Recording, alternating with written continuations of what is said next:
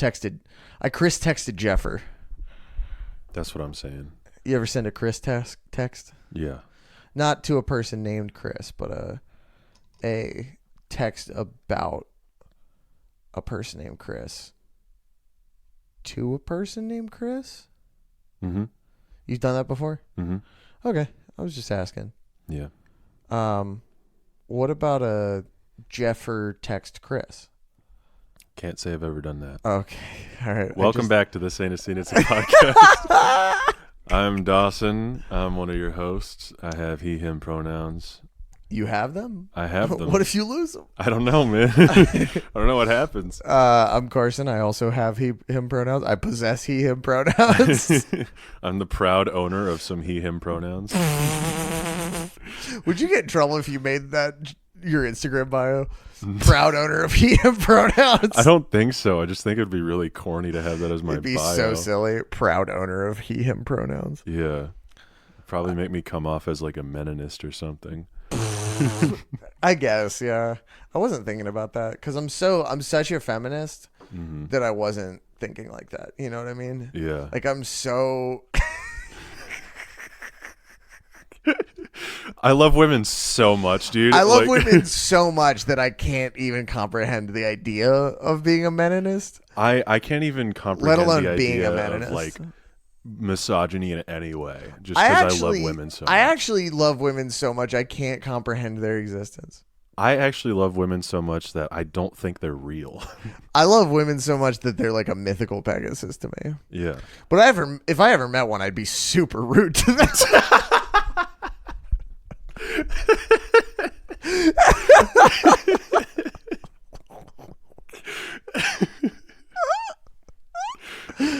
Oh boy, we're back. We're so back, we are baby. So back. Today is a special episode. Yes, sir. Yes, sir. Yes, I sir. guess just like all American Beauty, American Psycho episodes will be, because we're talking about two songs today. Yes, we in are. the same episode. Yes, we are.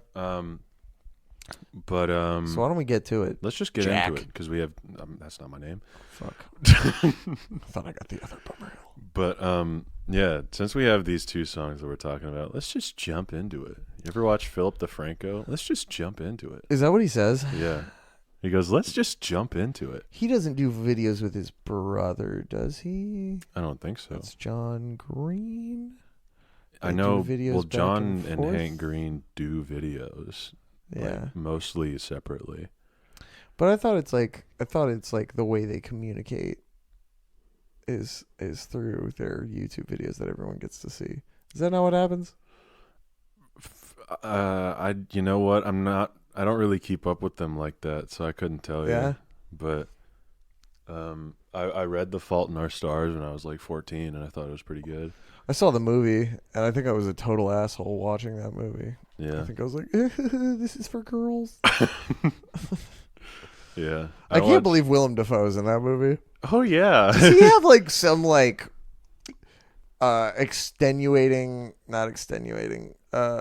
some like legal battle that like left him broke? Does he have like a divorce that left him broke? No. I think he just does movies that are like strange sometimes. Like, that is a weird pick though. Not even like strange movies like Antichrist, but like Aquaman. He did do Aquaman, yeah.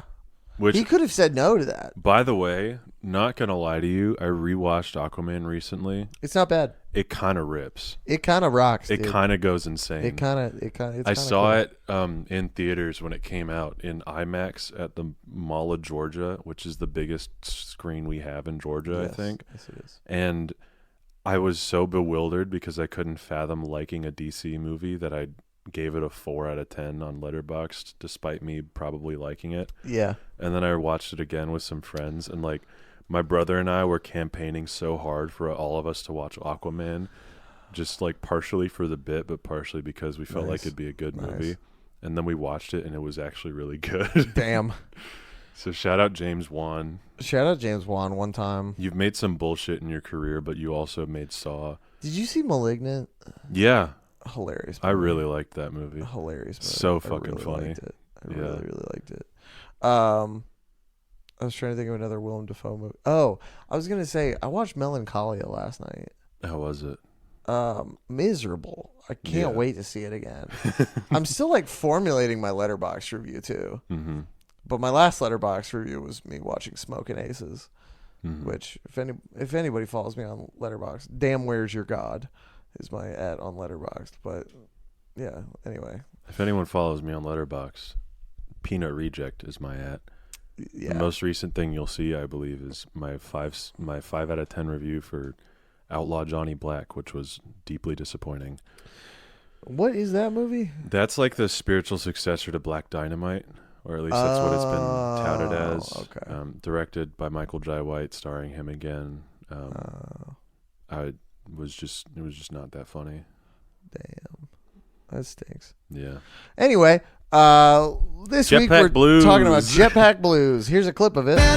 And it's over. Thank God. And we're also talking about Jetpack Blues Remix with Big K.R.I.T. Here's a clip of it. Jetpack Blues, just like Judy. And it's over. And it's over. Yeah. I guess we'll do the normal one first. Let's do the normal one first because I think I have more to say about the Big K.R.I.T remix. Mm-hmm.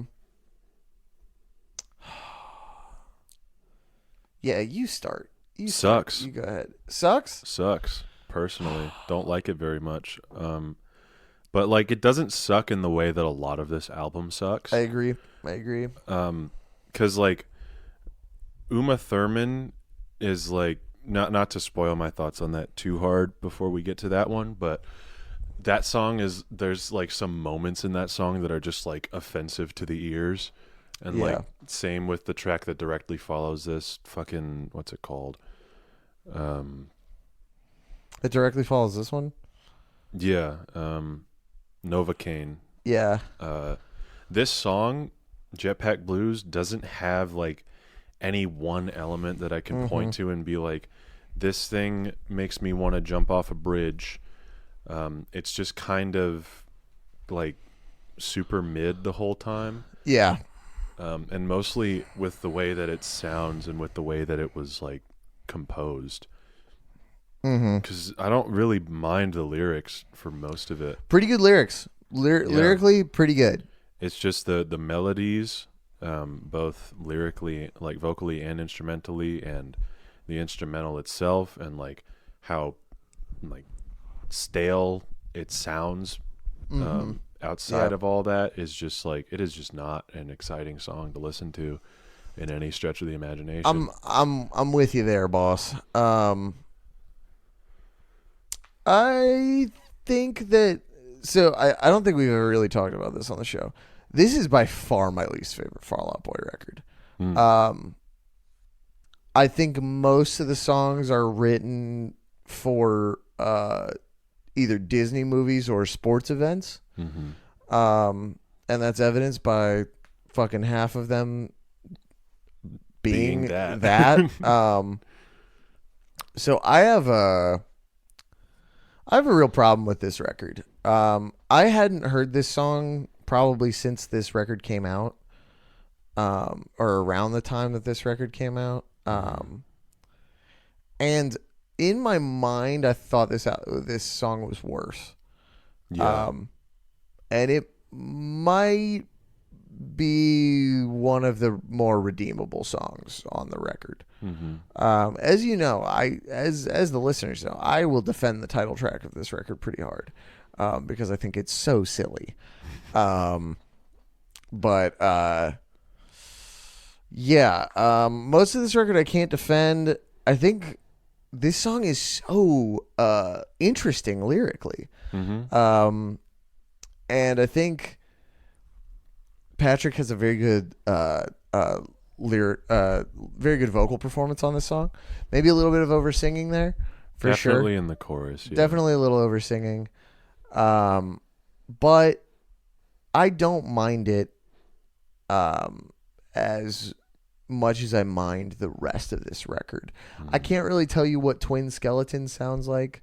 I know that it sounds like if you were to compose a theme for like if Netflix made like a animated Nightmare Before Christmas sequel or something like that. Mm-hmm. That's like what that song sounds like. I can't tell you what favorite record sounds like, but Tom Lovejoy says that song's good. I mean, not that I distrust Tom Lovejoy, but I kind of don't believe him. Yeah, I don't know. I don't know what that song sounds like. So, I have very minimal problems with this one.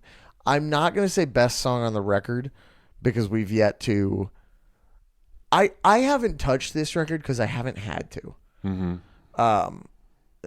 There was no reason for me to revisit this thing until now, until this podcast. Yeah. So here we are revisiting it, and I just can't bring myself to. I can't bring myself to listen to the whole record like I did Mania.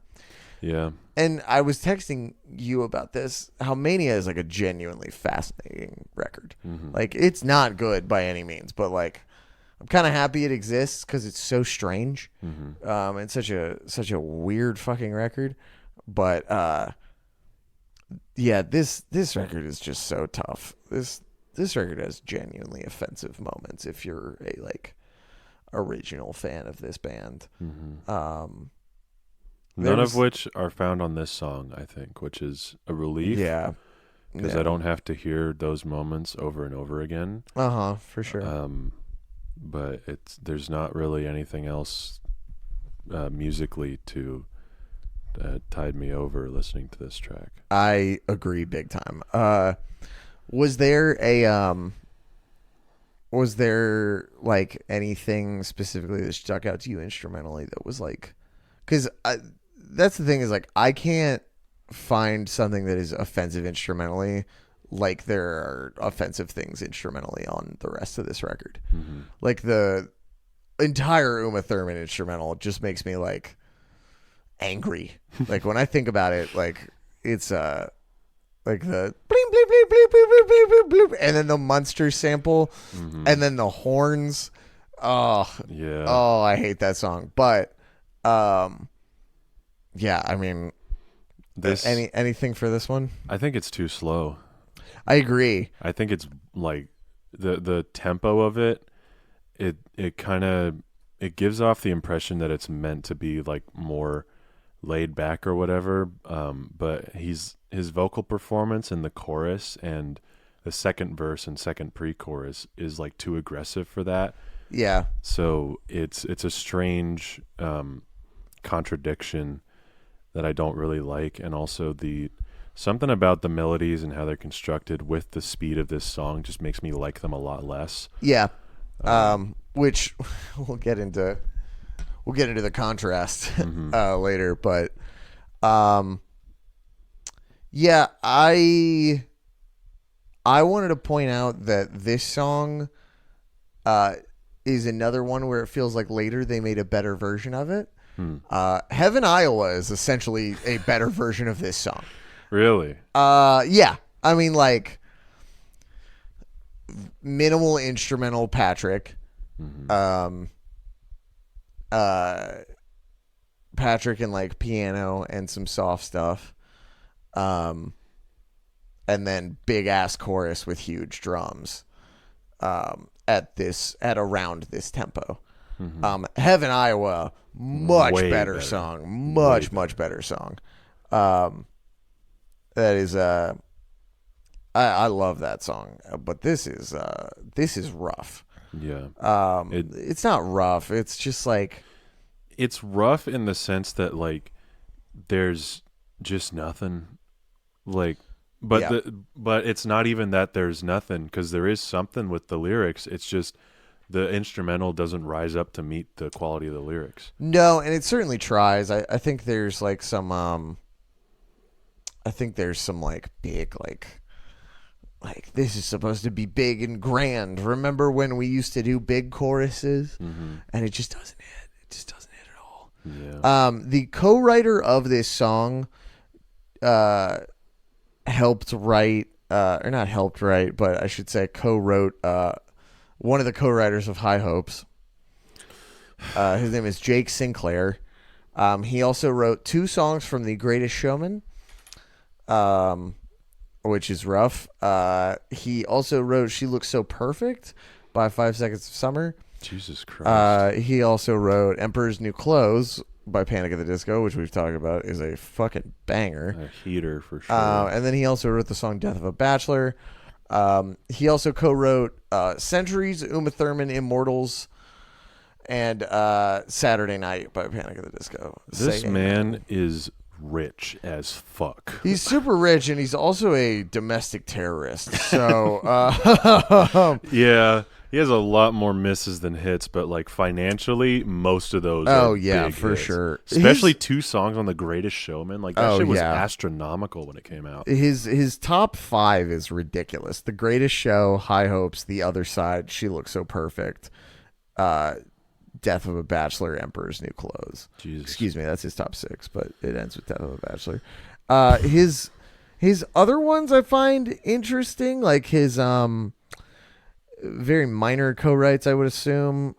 He has a credit on Drive By Train. Oh Christ! Which is one of the worst songs I've ever heard in my life. He has a co-write on one of my favorite Weezer songs, "Thank God for Girls," which is you might not dig that song, but I dig that song. I'm fine with it. I think White Album in general is pretty good. Everything Has Changed by Taylor Swift. That's a good song. He has a credit on, which is pretty crazy. 50 Ways to Say Goodbye by Train. Oh my God. He likes to work with Panic at the Disco a lot. He has a credit on Ballad of Mona Lisa. No other songs on Vices and Virtues. He really likes Fall Out Boy, Panic at the Disco, 5 Seconds of Summer, and writing the worst shit Train. you've ever heard. Train is another one he has like several co-writes with. God. Oh I man, hate Where Did the Train. Party Go? He has a credit on that. Oh boy. Do You Want to Get High by Weezer? Yeah, I mean he's been keeping it going for a while. I think that he has like a lot of credits on OK Human as well. Two it looks like. Anyway, we'll stop talking about this dude. I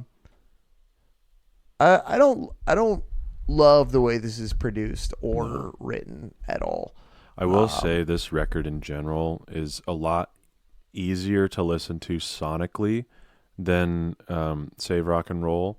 I would agree with that. I think it's better produced and it's cleaner. The production choices, on the other hand, are a completely different issue. But as far as sound goes, it is easier to listen to. I've talked about this a little bit, but this was 2015. Mm-hmm. And music was still like streaming had like just become the thing, and nobody knew what to do with that. And like Mike the Snare has a very good video about the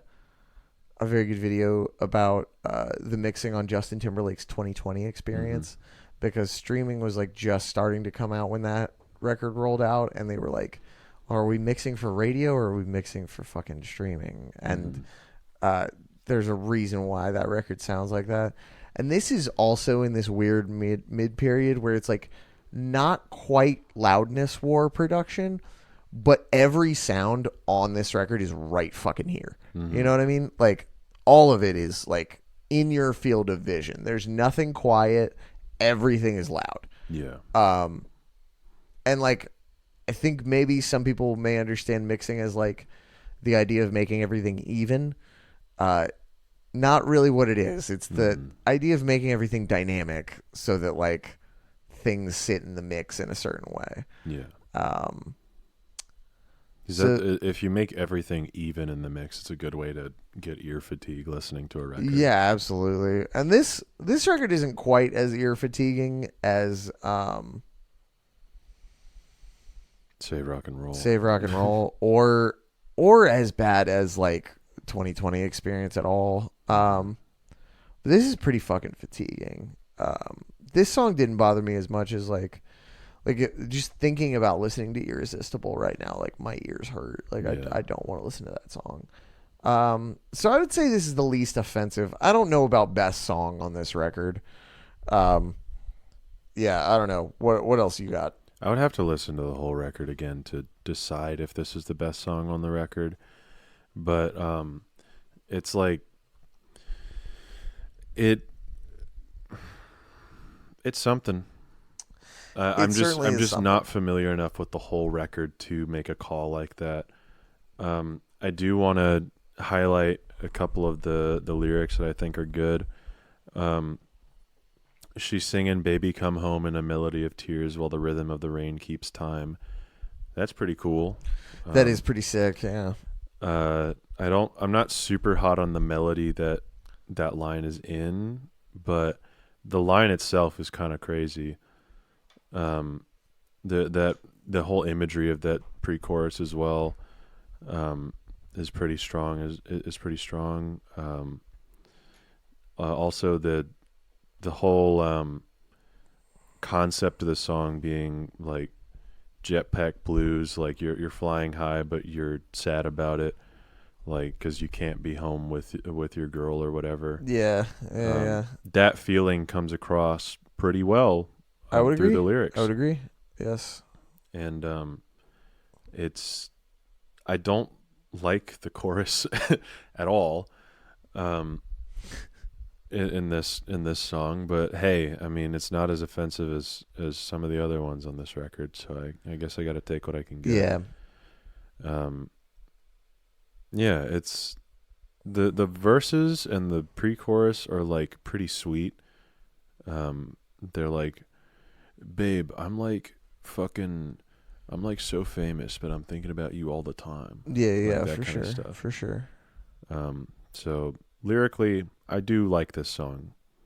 I do rock with it pretty hard. Every other aspect about it, I do not. Not a huge fan. Yeah. Last time they played this was August 6th of this year in Camden, New Jersey. Was it an 8-ball? It was not. It was Patrick played it partially in a piano medley. Piano medley. After that he went into I've Got a Dark Alley and a Bad Idea, and then after that he went into Golden, and then went into Don't Stop Believin' for some fucking reason. Who knows why he did insane. that. He's a crazy guy. That was the same night as the Pavlov Magic 8-Ball debut. So I don't think people were really talking about Jetpack Blues live for the first time since 2018. No. They played it quite a bit in 2016, a year I did not see them. They played it a little bit in 2015, mostly on a European tour. In 2017, they only played it 4 times, once in Chicago, 3 times in Japan. And then in 2018, they played it just in China. So this song must be big in China. Which is pretty funny to think about. Mm-hmm. The Cadillac Arena in Beijing. Very funny sentence to say. It's funny to like see what gets big in China sometimes, like especially in movies, but music as well, because it's like the vast majority of it, like everywhere except for Hong Kong, is like so insular. And, they only get like a certain amount of movies imported per year. Yeah. And like it's just fascinating because you can have a movie that just fucking flops over here.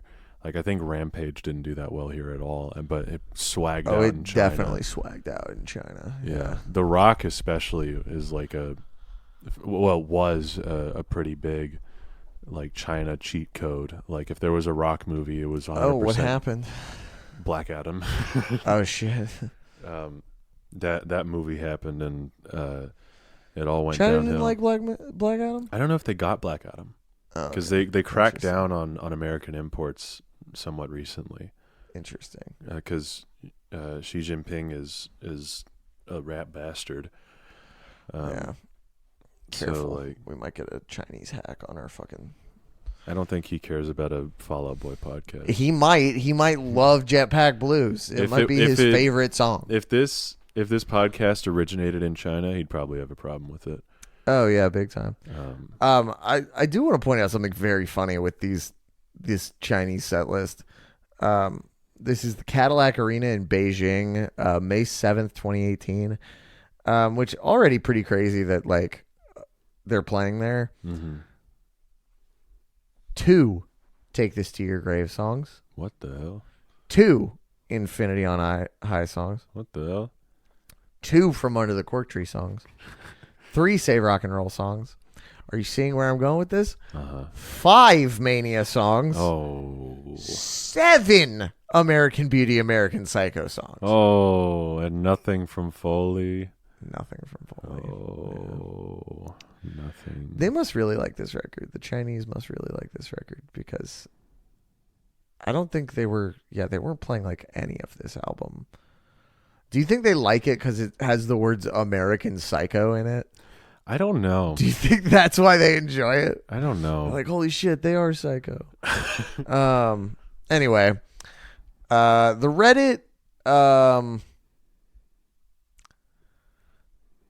Reddit, does not know how to feel about this question, about this song. Interesting.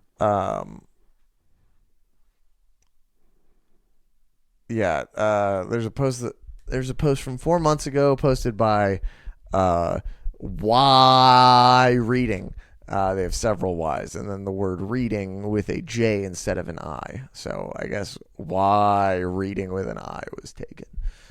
Their favorite album, I think you can like put a charm next to your name on the Fall Out Boy subreddit. Their favorite album is Foley, so pretty cool. They say, I never hear any love for Jetpack Blues, and on TikTok I hear a lot of people saying they hate the song American Beauty, American Psycho. Just wondering about the subreddit. Jetpack Blues is one of the few songs on the album that gets a lot of love in this subreddit. The title track for American Beauty, American Psycho is hated here, but it's got its fair share of fans, myself included. There's one person who says, oh wow, this person wrote a paragraph. Never mind. I love Jetpack Blues. It's my favorite song of the album. Haters can eat it. That's from Really Alley, whose favorite album is So Much for Stardust. And then Crystal Cradle, whose favorite album is Mania, says, American Beauty, American Psycho has grown on me a lot. I love the whole album so much, and it's always the shame to see it ranked so low. Cool. Sorry, Crystal Cradle. Sorry. If you're listening, that we are not going to break that trend. There's a couple posts where they're like, this song is just fine. And there's a couple covers of this one. There's nothing that outright hates this song. I will say there's something I want to bring up, which is this one from 7 years ago, posted by user deleted. And they said, is the beeping from Jetpack Blues a sample from the phone beeping intro to Tell That Mick? It definitely sounds like it, though obviously the pitch and speed has been distorted to fit the song. It would make sense. This album has so many samples. This has been bugging me forever, and I keep forgetting to ask. This post made me realize there are so many samples on this record. Yeah. Now that you mention it. There's a lot. Yeah. And we'll get into that when we get to the other songs, but there's a comment underneath this. And this was in the this is from a post in the r/Patrick Stump subreddit, which of course there's one of those. He did have a solo career. So he did have a solo career, yeah. And it was a comment where they just think it's a coincidence that the phone ringing is in there. But then there's a lot of people who are like, it's not the same. It's not a phone ringing at all. It's just a guitar pedal going out. I am leaning towards this being the Tell That Mick phone sample because this record has a lot of samples. Fall Out Boy did something like that an album before this. I know they think it's cheeky to do so. So I'm going to go ahead and say that this was intentional. I also can't think of any like obvious samples other than that in this song. Yes. But I think there's at least one sample per song on this record. Probably. Derogatory. That is meant as a derogatory thing to say. It's not good. Cut anyway, it out. Yeah, even though I'm in a band that uses samples all the time. You got to knock that shit off, Fall Out Boy. It's cool when you use it correctly, but when you're just using it to use it, be careful. Yeah, I don't have much to say on this version of the song. But boy, howdy, do I have a lot to say on the other one. Yeah. So I guess we'll get into that one now. Do you want to go ahead and rank this one? Yeah, might as well. Okay, cool. 5.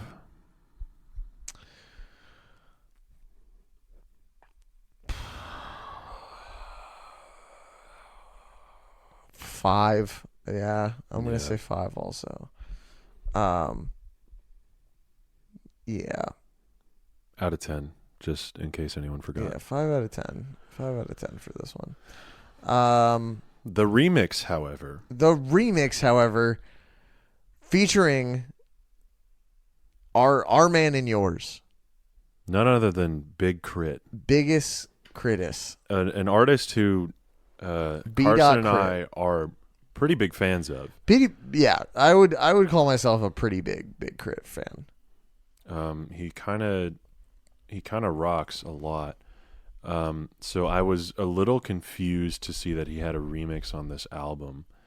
But he is also the kind of guy who, like, just if you've ever listened to a K.R.I.T record or more than one K.R.I.T record, you'll know that he is trying his ass off. And like when he succeeds, it hits so hard. When he fails, boy does it fail. But he tries every single time. Which is a very admirable quality about him. And the funny thing about this remix is that I first knew about this whole remix album from seeing it on Rate Your Music. Just looking at the like Fall Out Boy's discography. Were there terrible reviews on it on Rate Your Music? Oh yeah, that sucks. On this remix album, that doesn't suck that there's terrible reviews on that. I mean, it does when something this good is on it, unfortunately. That's the thing. On Rate Your Music, they have, like, if you've never used Rate Your Music before, if you have, like, you can look at the track list and there will be ratings for each track. And I am not joking. Like, and Rate Your Music uses an out of 5 scale.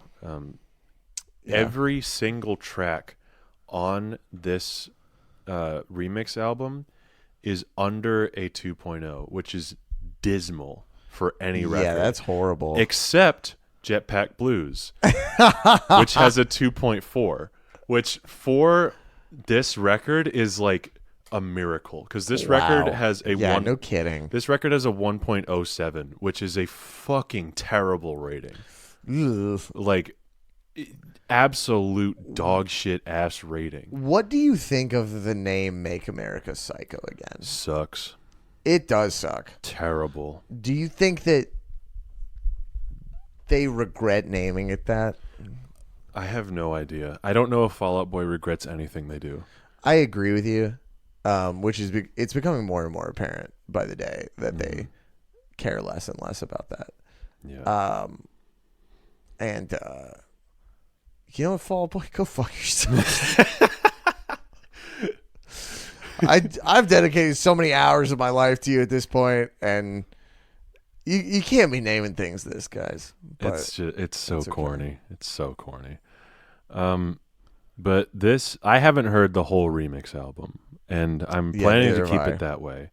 I'm just going to listen to... Well, by the end of this podcast, you will have heard it, yes. Not all in one go. Yeah, not all. I am planning to never do that because I hate this record enough. And, like, not that Rate Your Music is the arbiter of good taste or anything. They actually have a lot of really head-ass opinions on there, especially when it comes to pop music and, like, anything from this era of emo and punk rock and all that. And also a lot when it comes to like trap and forms of rap that aren't conscious hip hop. Hilarious. Really funny. Yeah. Just a lot of closed-minded people on there. But this remix album does have a lower score than Mania. Whoa. Mania does it deserve that? Does it deserve that? I don't. Maybe not. I will. Like, I'll have to see. Maybe I will listen to this whole thing just to see if it is that bad. Because, like, how bad can a Migos remix be? Because, like, this was... Oh, I didn't know the Migos were on it. They do the remix of Irresistible. But this was out in 2015, back when they were still putting out, like, pretty good shit consistently. Yeah. There's an A$AP Ferg one, too, that looks interesting. I can't imagine the... Oh, there's an Azalea Banks one. Let's go. That one's probably gas. There's a Black Thought one? What the hell? Yeah. Black Thought remixed Immortals? How the fuck did they get Black Thought? That's awesome, dude. That's so crazy. Yeah. I don't know if I Love McConan is something I'm interested in hearing. I don't know if Juicy J is something I'm interested in hearing, especially not on Centuries. Yeah, or Wiz Khalifa doing Uma Thurman. I think I'm good on that one. But dude, I mean, like, we gotta talk about this one because they. I want to highlight the beat maker on this, Childish Major, who has a lot of good credits. Since we went through, you know, all the co-writers and produced that Jake Sinclair did. Childish Major has some good stuff. For Your Eyes Only by J. Cole. UOENO. Another one produced by him. Worse Luck by Black. Never by JID. Very, very good stuff on this guy's production credits. Meditate by Earth Gang. Some good stuff. I know him specifically from a Lecrae song that my boss worked on. My old boss. Nobody looked into that too much. Also, he does a lot of stuff with just like everybody on Dreamville. So that's cool. He uses this original song like a sample instead of a it's more a sample on a Big K.R.I.T song than it is a remix of a Fall Out Boy song. Yeah, which I think is really impressive. The smartest choice. Choice. This is also the only time he and K.R.I.T have worked together, which is very unfortunate. Kind of surprising because like the way that K.R.I.T just like knows the language of this beat like immediately, and I know he's amazing, and you know someone that you and I think very, very highly of as a very talented lyricist and rapper. Not that those two things are different, but you know what I mean. They're kind of different. He's a fantastic lyricist. He has fantastic delivery. He's got a great voice for the genre. Like he's fantastic at what he does.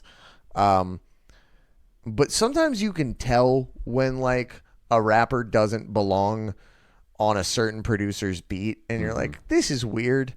Not the case with this. I would have thought that they had done a lot of stuff together, and this is their only thing together. Especially because this beat is like, this is very much in K.R.I.T's wheelhouse. Very much so in his wheelhouse. I will say I don't know entirely Childish Major's production credits, but this doesn't totally feel like what I know of him. This doesn't totally feel like his usual MO, except for maybe a couple Vince Staples songs he's done here and there, like "Oh You Scared." So I mean, like, oh, excuse me, not entirely true. The only other time they have worked together was he did do the beat for "Wolf on Wall Street," which is a K.R.I.T song. Which album is that from? That is Week of K.R.I.T. Week of K.R.I.T. It's a mixtape. Oh yeah. Yeah. So, yeah, they've worked together one other time. But yeah, this beat's very much in his wheelhouse. Very much something that he would be good at.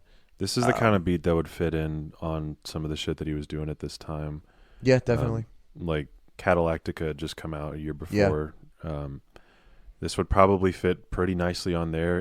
It would fit on Forever is a Mighty Long Time, which came out in 2017. Great So album. he's probably working on that one, unless I'm forgetting. No, I think he did like another mixtape in 2016. The stage setup for Cadillactica was so crazy. The Yeah. DJ booth was like the front of a Cadillac. It was so The aesthetics tight, for dude. Cadillactica are really good. So fucking cool. I wish that album was better. Me too. Forever is a Mighty Long Time is so much better. Mm-hmm. But it is cool. It is very cool. But yeah, the remarkable thing about this remix and is just that it is an entirely different song, basically. Basically, yeah. Like the only thing that is retained from the original song are Patrick's vocals, I believe. Yeah. Because like I listened to both of these tracks back to back, and like it was really hard for me to point out where from the where the remix was taking from the original track. I don't think they ended up using anything from the instrumental. I don't think they did either, because the like the guitar samples are entirely different. Entirely different. Percussion is a lot different. All the ambiance is completely different. Like it's just an entirely new beat, and then they put Patrick's vocals on there, which works most of the time. Yes, I would agree with you on that. I think K.R.I.T feels right at home on this beat. He's rapping about the same things that the original song is about. Yeah, which I don't know if we can say the same for the other songs on this record on Make America Psycho Again. But he gets the material so well. I want to point out something I'm annoyed by regarding his lyrics. Not a single one of them annotated on Genius. Yeah. Pretty Patrick's annoyed lyrics, by that. annotated. Annotated. None yeah. of K.R.I.T's are annotated at all. Well, that's not true. One of them is annotated. One line, a pair of two lines. The lights and glamour ain't the reason why I put in this work. I'm seconds from the stage, but I'm putting you first. That is the only line that is annotated out of all of K.R.I.T's stuff. Yeah. And the annotation says, K.R.I.T doesn't make music for the lights and the glamour, the money and the fame. Instead, he does it for his significant other. Touring maintains an income for the couple, and K.R.I.T is willing to give up his personal time in order to supply himself and his girl. Also note the wordplay. He's seconds from his stage as in a temporal measurement, but he's still putting her first. Second serves as a homophone, both a time measurement and an ordinal number, which is true. All that is true. I just wish there was That's similar. pretty crazy. I just wish there was similar analysis on the rest of his verses. I'd like to see more like that. Not that we are incapable of doing that ourselves, but I mean it's very obvious that it's like tied into the original meaning of the song, which I think is pretty cool. Yeah. It seems like he put some serious thought into it. Not that he doesn't always do that, but I don't know. I'm just constantly impressed with this guy, man. Yeah. I love him. He's awesome. Any standout lines in his verses that you wanted to point out? Seconds from the stage, putting you first. That one was like, that one's crazy. First time I heard that, I was like, he'd put wordplay in this Fall Out Boy remix. The absolute fucking madman.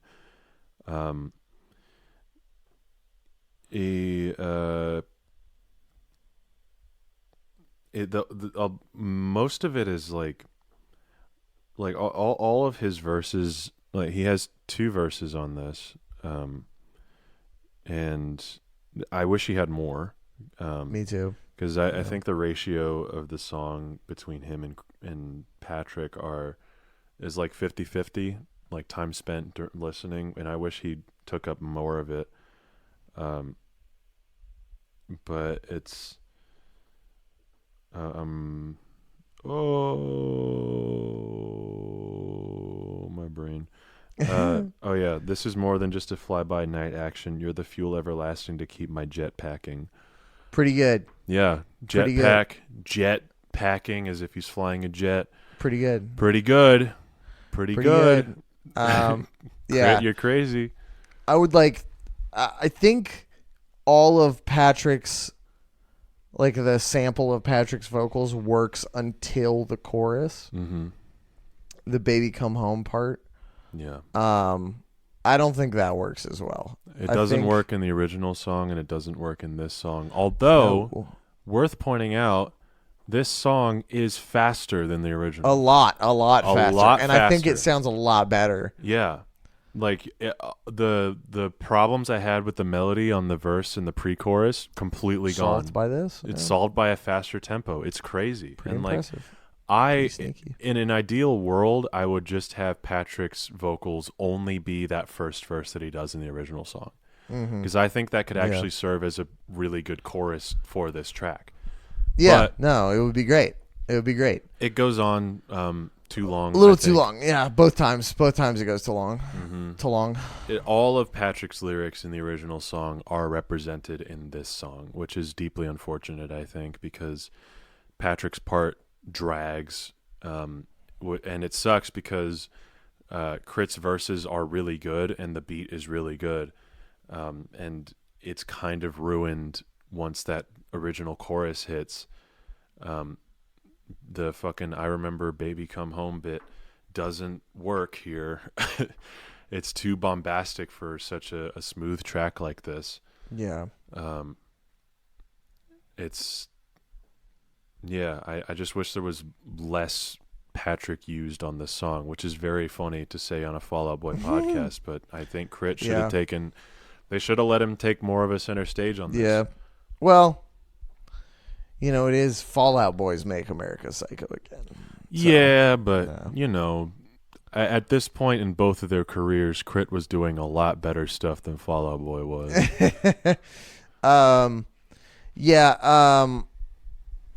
The Reddit has only bad things to say about this. Oh no. Yeah. There's only 2 posts where it gets mentioned. The first one is I think the remix by Big K.R.I.T is underrated. Big K.R.I.T and FOB was a collaboration I never knew I wanted. And then someone on what is the worst song / album, and they said the worst album is Make America Psycho Again. The worst song is Jetpack Blues with Big K.R.I.T. What the hell? Which is crazy. I don't get that at all. I get that being the worst album. I'll have to hear it to tell, but worst song, because I feel like we got lucky. I feel like this is gonna be the best song on this record. Yeah, no, because I'm not faithful that the other contributors will be as creative with the beat or the material. Yeah. Because K.R.I.T just for the simple fact that K.R.I.T tries his ass off on everything he does. Maybe the Joey Badass one will be good. Migos one will probably be fun in some measure. In some twisted, crazy way. In some twisted, fucked up world. Yeah. Not excited to hear the I Love McConan one. Is he club going up on a Tuesday? Is that I Love McConan? Oh, it is. Oh, maybe that'll be fine then, because I think that song's all right. I think that song kind of bangs, yeah. I was thinking of I was thinking of I Heart Memphis. Yeah. Who's the Hit the Quan guy, which Hit the Quan is, while a funny meme, a terrible fucking song. Did I tell you that when I was in Budapest, just walking around, I heard Rolly, Rolly, Rolly with a dab of ranch. What is that song called? Rolly. I heard that song just while I was walking around Budapest, and then unfortunately it would not leave my head. Yeah. And I was I'm gonna have to listen to this so it just leaves my fucking mind. I just want to rolly, rolly, rolly with the ranch. Don't do this to me. That song sucks. Just want some ice on my wrist so I look better when I dance. Oh my god. That hook is hilarious. I'm sorry. Bad. What is with the dab of ranch mean? I think it's he wants a Rolex with diamonds on it because diamonds are white and ranch is white. Yeah. So probably diamonds.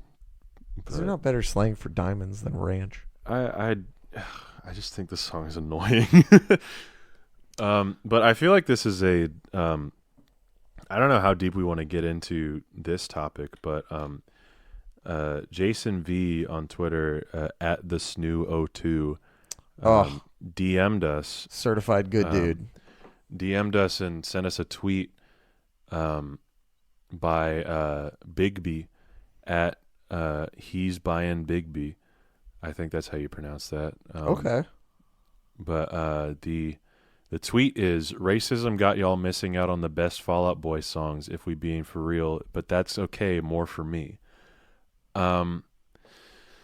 Which I don't want to comment on on how racist the Fall Out Boy fan base is, but I do feel like there is an aversion to rap within this fan base and similar fan bases, because it's a pretty often thing to hear, like at least especially back then when this record came out, it was pretty often to hear fucking I listen to everything but country and rap.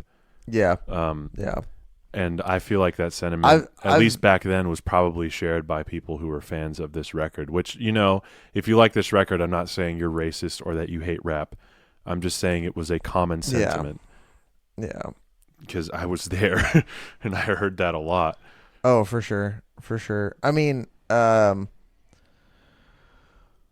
yeah, I don't know if I can comment on how racist the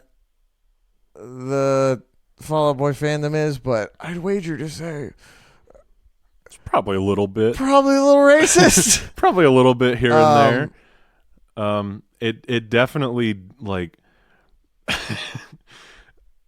it doesn't help. It's not racist. It's not racist. I mean, it's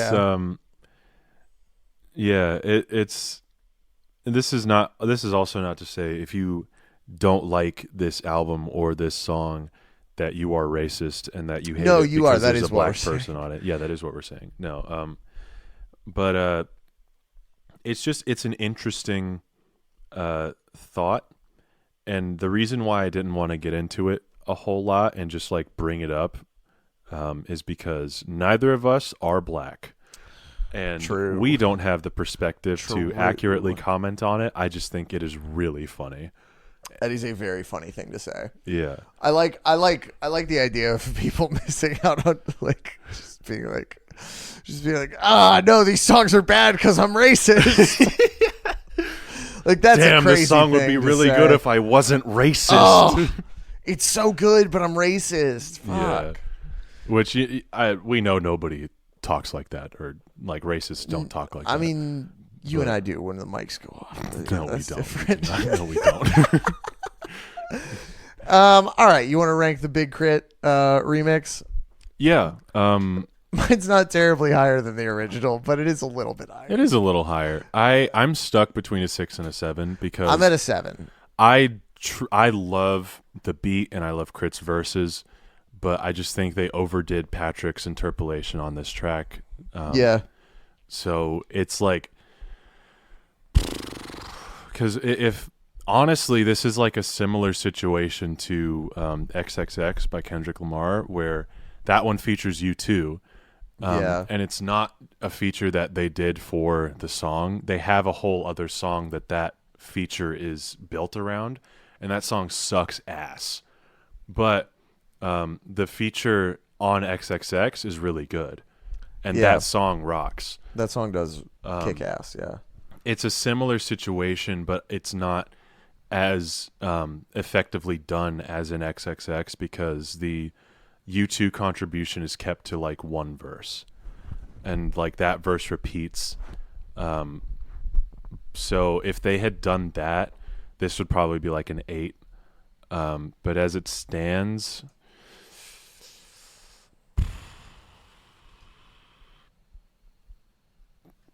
I'll give it the 7.